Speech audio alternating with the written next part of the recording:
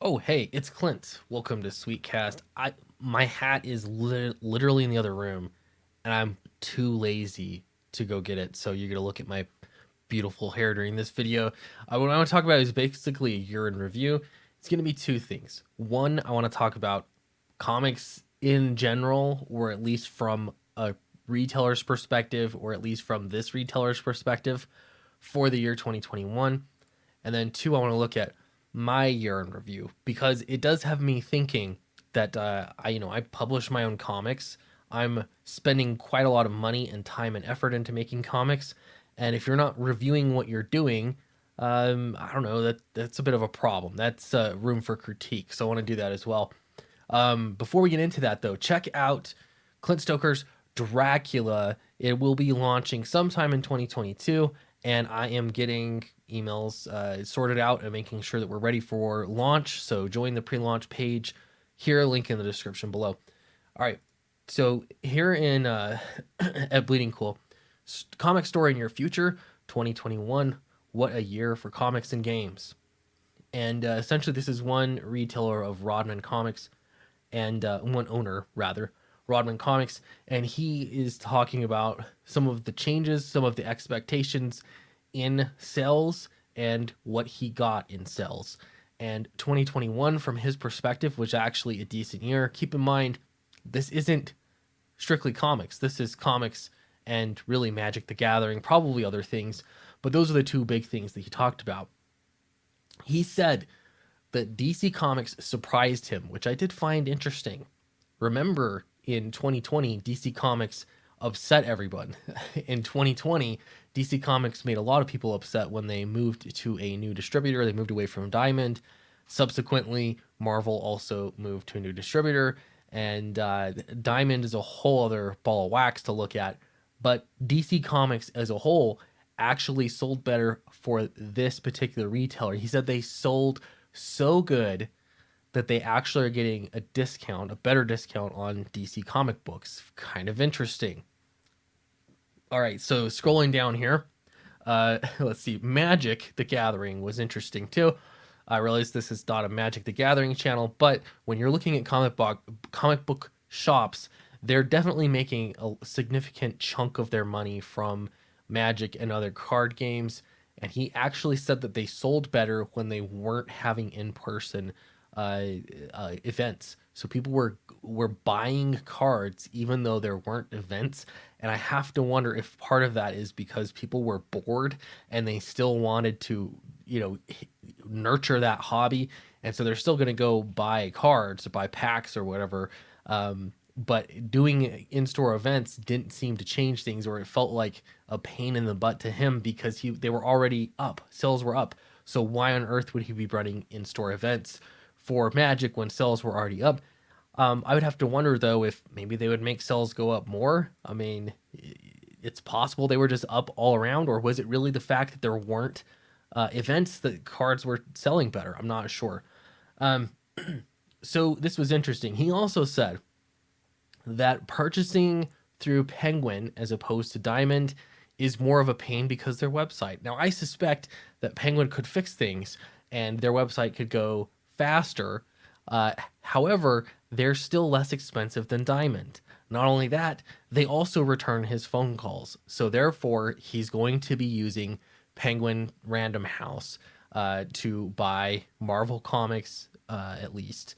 So really interesting. And this is where competition is such a good thing because Diamond is forced to up their customer service or die on the vine. I suspect they're going to choose the latter. All right, so that's the year of the review. Overall, he said it was actually a good year for him as a retailer as a whole. So, take that with what you will.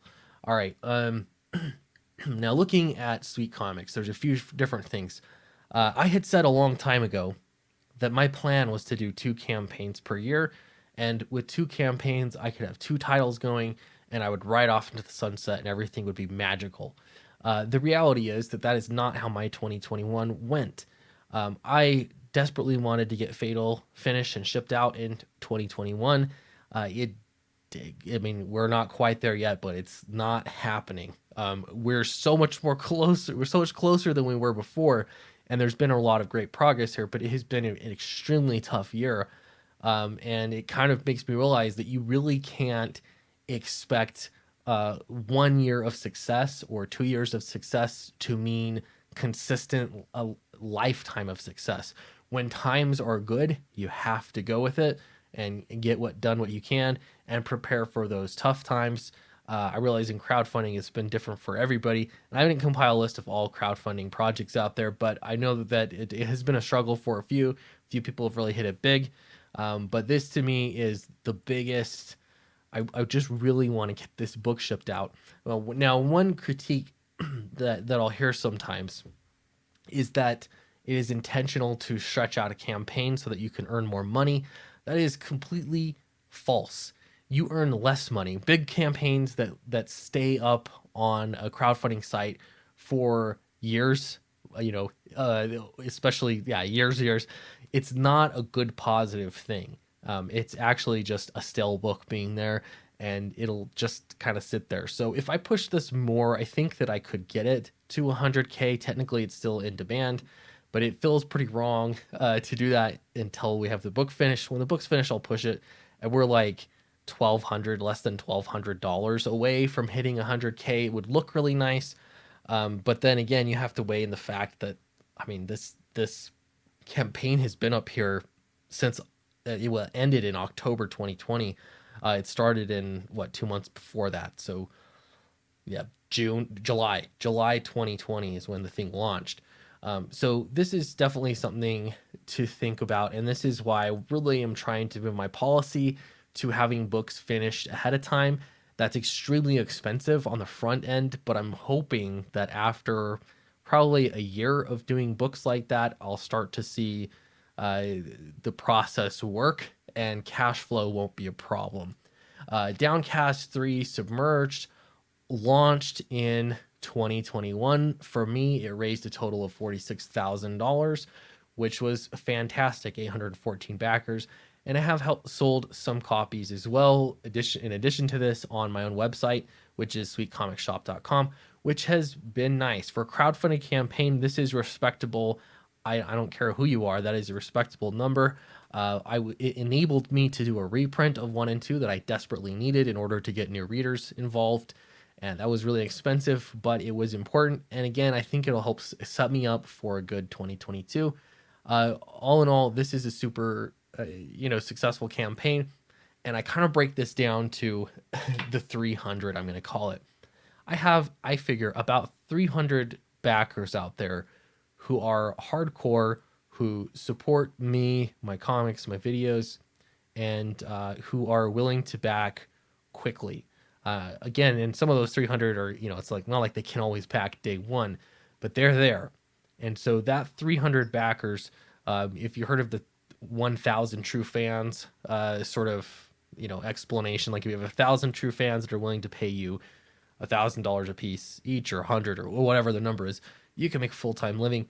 Well, I think I have about 300 hardcore fans, and what they're able to do is drive up the numbers, the excitement, and they get other people to back my books because of how excited they are about it. So that's fantastic. So I really appreciate you if you are part of my 300. I do appreciate that. I'm gonna make more references to that in the future. So that has been, I think, super crucial, especially considering launching a campaign after having one campaign that's still not fulfilled. Having a late book and launching a second book is terrifying. I know that there are a few creators out there who do that and do that frequently. It's not something I would want to do ever again. However, it was interesting to see it just, for the sole sake of an experiment, to see, will people back this book even though they don't have the last book? We're working on it. Clearly, we're going to get it finished. But how does this affect things? And so that's been really difficult. And it was hard to know if I should launch the book or not. I think I made the right decision in launching it. Now everyone has that book. That campaign is complete. And for year in review, I got to say, Downcast 3 is underrated. I think it's underread is part of it. A lot of people have a lot of books, but all of the reaction that I've heard on Downcast #3 has been super, super well received, which actually doesn't surprise me. I had a really good feeling about it. I knew it was going to go over well, but it's been really cool to see the reception. So just from a creative standpoint, I think this year for me has been huge. Really like cementing myself as a professional comic book writer in my own right. And so it's been really cool to see the reaction to that. So if you haven't read it yet, check it out, read it. Um, I did this little campaign, the Downcast / Gods and Gears crossover fun campaign. It is closed. You can't back this campaign anymore, though these items are also on my website. This was a bit of a test run in merchandising and trying to fill out what people wanted. I think I'm not quite there yet on finding out exactly what kind of merchandise you could add in addition to comics to sort of supplement cash flow. And I don't think Pogs are it, surprisingly. But it had been fun to make this. I have a bunch of extras, which reminds me I still need to ship some of those out to my collaborator, Ryan Wynn. But beyond that, I do have some extra Pogs and some trading card sets, which have been fun, and it's been a good way for people to get stuff. So this was me making sure I have 2 campaigns, because I said I was going to do 2 campaigns a year. Extremely small campaign.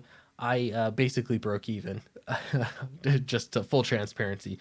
So it's been just fine. But anyway, just something of note.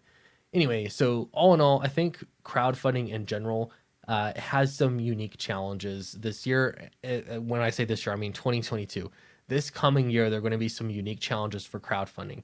I think there are fewer people with the patience that there have been in crowdfunding books, and you're going to see crowdfunding move toward the model that has been elsewhere in crowdfunding for a long time, and that is more established creators, more established companies getting a book done first, or getting their product done first, then bringing it to crowdfunding as sort of a pre-order site, and then shipping that sucker out. That is what people want. And I expect it to happen more and more, because that is how other crowdfunding has worked. If you look at basically any other industry, and you have people that will complain about that they're so sick of these big companies coming in and using crowdfunding just as a pre-order site. Well, I mean, most people don't want to wait that long.